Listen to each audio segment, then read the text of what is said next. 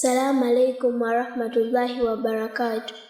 Amannya nze Namayiga Asma Mbuga, muwala wa Abdul Karim Mbuga ali Japan sawa zino kyeyo, era muwala wa Hajat Shamim akolera ku Cashin Business Concert Uganda Limited. Natudde P7 ey'Oluwalabo omwaka oguwedde 2022.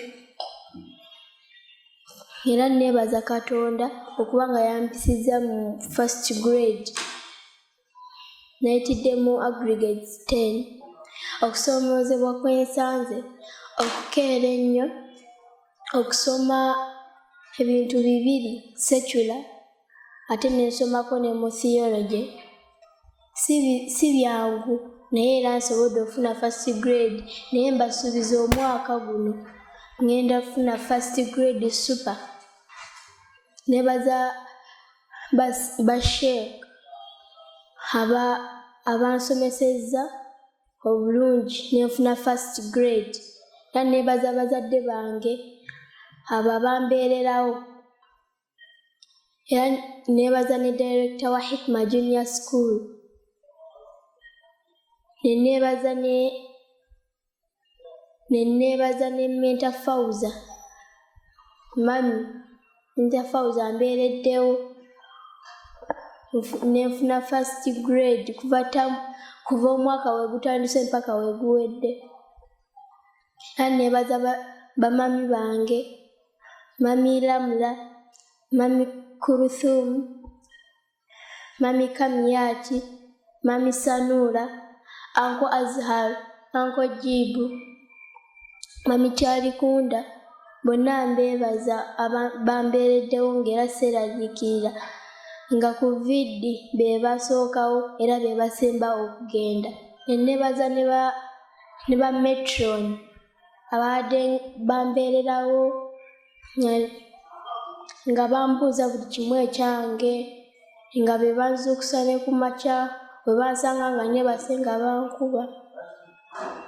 Era mbeebaza nnyo. Assalamu alaikum wa rahmatullahi wa barakatuh. Amanya gange nze Mukwaya Imran, mutabani wa Nalubega Sanura era mutabani wa Kato Abdallah.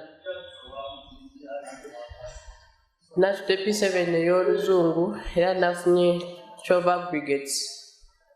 Edesize nadde nsuubira naye okusinziira ku byatuukawo nembuuka class ekyaleetedde okubeera nga nfunye 12 aggregates naye nga nadde nsuubira 8. Naye era nebaza bazadde bange basobodde okusasulira school fees. Nebaza mami wange Mami Shamim asobodde okumbeererawo. Era nebaza ne mami wange Nalubega Sanura asobodde okubeera nga akola ssente ezisobodde okundabira okutuusa wano. Era nebaza ne director w'essomero gye natuulidde n'abasomesa bange n'abantu bonna asobodde okumbeererawo kubanga nsobola okutuula P7. Ebigambo byempa abagenda otuula P7 bakuutira okutya Allah, kuba bazadde bamwe ekitiibwa, okuconcentratinga mu class, paying attention, mulize basomesa bamwe bye babagamba ne advice gye babawa, temubanyooma ne babakuba batya, musigale nga muli kyekimu. Assalamu alaikum wa rahmatullahi wa barakatuh. Assalamu alaikum wa rahmatullahi wa barakatuh. Amanya Kyeyune Uthmani Mbuga, mutabani wa Mbuga Abdul Karim, muzzukulu wa Hajat Kyeyune agalamidde ekyabuuza lya ntonde, mutabani wa Abdallah Kyamera agalamidde ekyabuuza lya ntonde. Era ndi mutabani wa Hajat Shamim, muwala wa Kabateri ne Usman era muwala wa Kabateri ne Mariam. Natudde P.7 omwaka oguwedde 2022 ku Hikma Junior School Gangu ku luguudo lw'e Busaabala. Era nayitidde mu first grade era nga ndi musanyufu nnyo kubanga nayitidde mu first grade. Yadde 12 bwe nafunye nadde sibusuubira nadde nsuubira 10 naye era ndi musanyufu nnyo akuba ndi mu first grade. Neebaza Allah okubanga nayitidde mu first grade era nga nsuubiza ne mu senior 4 nkole ekisinga obulungi ennyo. Neebaza abasomesa okubanga bansomesa bulungi. Neebaza n'abazadde okubanga bampeerera n'okumbeererawo okubanga nsoma. Neebaza maama wange omulungi asobodde okumbeererawo, ne taata wange omulungi ali Japan ku kyeyo akole nsobole okusoma.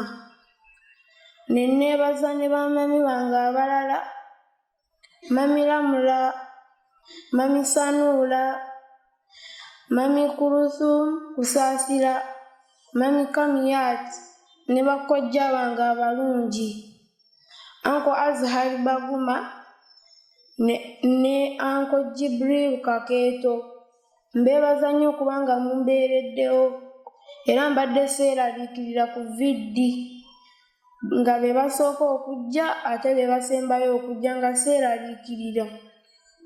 Neebaza nnyo director wa Hikma Junior School ne staff members aba Hikma Junior School okubanga bambeererawo ne nsobola okusoma obulungi era nga ndi musanyufu nnyo. Neebaza abasomesa ne neebaza maama wange kuba nze mu P.7 nadde seeyoleza uniform nga ba matrons be bazooza nsobole ofuna obudde obusoma ku bitabo. Era neebaza ba matrons wa Hikma Junior School okusobola okumbeererawo. Neebaza nnyo era nze ndi musanyufu nnyo. Ne neebaza ne mami wange omulungi ate nga musomesa Madamu Fawza Natukunda, nkwebaza nnyo kubanga ombeereddewo ne nsobola okusoma ne nsobola okubaawo. Ebigambo bye nkuutira abagenda okutuula P.7 omwaka guno kusaba Allah, kuwuliriza abasomesa, kuwuliriza abazadde n'okwebaza Katonda ky'abamuwadde. Assalamu alaikum wa rahmatullahi wa barakatuh. Assalamu alaikum wa rahmatullahi wa barakatuh.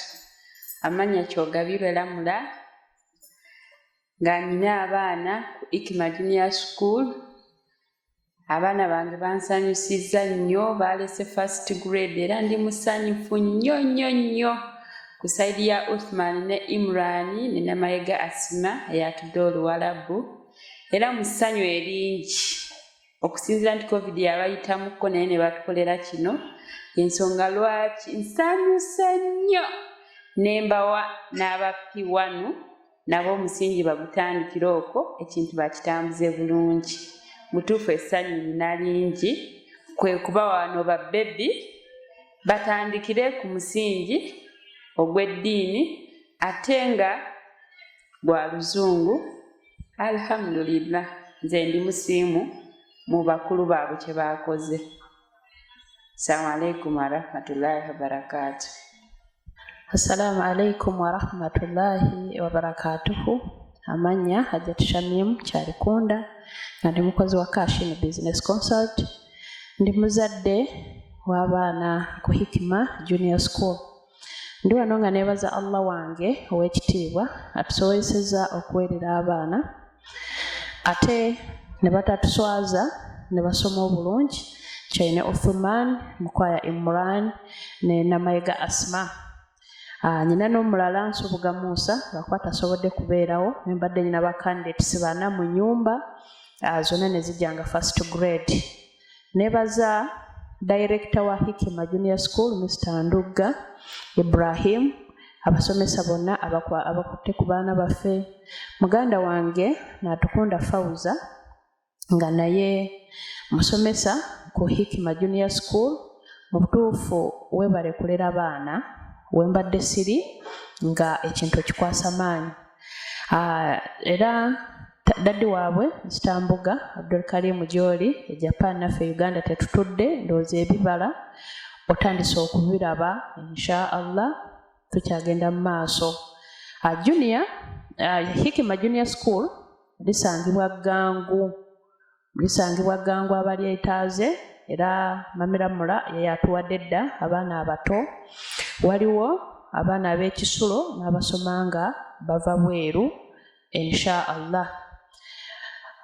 Ekyamazima amatuufu, abaana bulijjo bansuubiza nti mami we will make it. Nasanyuse nnyo kwandibadde bo basoose kwenyamiramuko because of 12 aggregates nga baali basuubira 10, 8, naye ne mbakakasa yanga nti nze ng'omuzadde I'm really happy because of that first grade.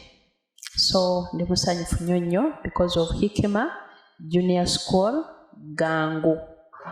Okusoomoozebwa ko tekubulamu kuba omwaka oguwedde financially tegubadde mwangu, school fees na kino ebirala, naye alhamdulillah tusigadde tukikwasaganya ne tulaba nga bamaliriza.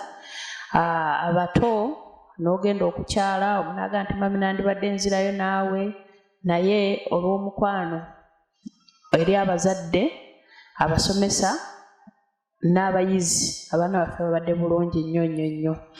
Okubadde kusoomoozebwa entanda gy'ensibirira abandaba abazadde bannange, tubeere nga abaana baffe tubazaamu essuubi, tubazaamu amaanyi, ate twogerenga nabo. By the way, kano kagenda eri bazadde bannange, ennaku zino ebibiri mu masomero eyo si birungi. Tutuule n'abaana tubabuulire ekituufu ekitambula mu ggwanga. Era Hikima yo director Mr. Ndugga nkwebaza nnyo nti buli lwentuusa abanga ewaka ogenda okubagamba kino nti director yakitugamba, bagamba kino Menta Franka yakitugamba, weleeta kino Metron yakitugamba, Mami Fauza yakitugamba. So abaana bano tube nga tubazaamu essuubi, tubabuulire ekitambula mu ggwanga insha Allah, kuba ebirimu kati bingi nnyo, naye mbakubiriza abaana mubafuule mikwano gyammwe. Era nze abaana bange nga bwe mubalaba, they are my friends, my best friends, era mbaagala nnyo. Ababeera abalala Habibu, Halima, Awufu, abaatuula edda Abdurahmani, Nsubuga, bano mbaagala nnyo. Akasembayo bannange nkuba omulanga, muleete abaana ku Hikima Junior School insha Allah bajje basome. Era n'abayeetaaza akanamba ngenda kawera ddala omukulu Abi King Uganda, ngenda kumuwa akanamba ka Hikima Junior School. Muleete abaana basome ebintu bibiri, nga bwe mulabye bakandidates mbadde nabo, mulimu Namayega Asma nga ye yatuula P7 ey'Oluwarabu, ate omwaka guno agenda tuula P7 ey'Oluzungu. So omwana aba agenda kusambisa amagulu abiri insha Allah. Abaana tubakuumire ku musingi gw'eddiini. Bw'oba oyagala eddiini entuufu jangu ku Hikima, bw'oba oyagala oluzungu olutuufu jangu ku Hikima, oyagala omwana ow'empisa jangu ku Hikima, oyagala omwana atya Allah jangu ku Hikima. Keeko kensobola okugamba abazadde bannange. Siibula abampuliriza nga nsigadde Kyarikunda Shamim nga ne mukozi Kashini Business Consult, mukyala Mbuga Abdul Karim. Omwami wange nkwagala nnyo era nsaba Allah akuwe ebirungi byereere gy'oli, tusobole okuweerera abaana ebibala tutandise obbiraba. Assalamu alaikum warahmatullahi wabarakatuh.